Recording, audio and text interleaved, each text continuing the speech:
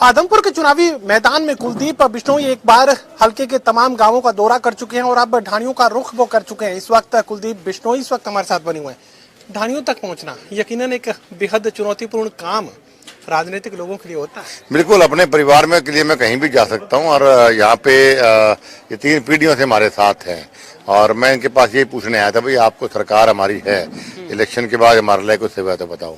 तो जहाँ जहाँ जा सकते हैं पहुंच रहे हैं, अपना काम हमारा फर्ज है।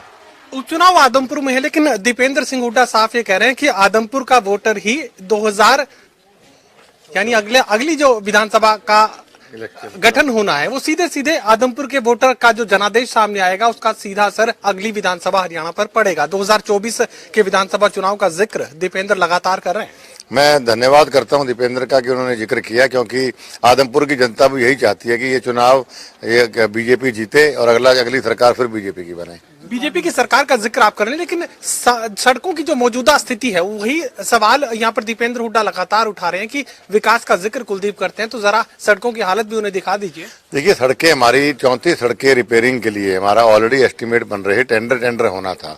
ये है आदमपुर हल्के की मेन सड़कें, बड़ी गलियों की बात मैं नहीं कर रहा। आदमपुर मंडी की अगर आप बात करें, सिर्फ आदमपुर मंडी के अंदर 29 करोड़ 32 लाख का हमारा एस्टीमेट मंजूर हुआ, सरकार से टेंडर होना था।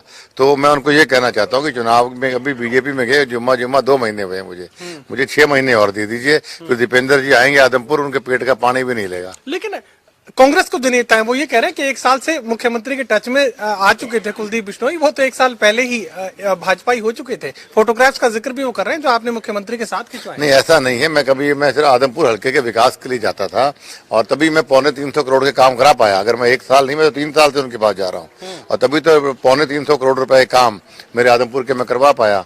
और मैंने शरेआम फोटो खिंचवाए, कोई चुप के नहीं मिला मैं। तो अब आगे किस तरह का रणनीति जो है वो तैयार की जा रही है, किस तरह का रोड मैप और तैयारियों के लिहाज से क्या लगता है कहां तक पहुंच पाएंगे? देखिए, चुनाव तो परमात्मा की कृपा से और हमारे जनता के आशीर्वाद से एक तरफा है।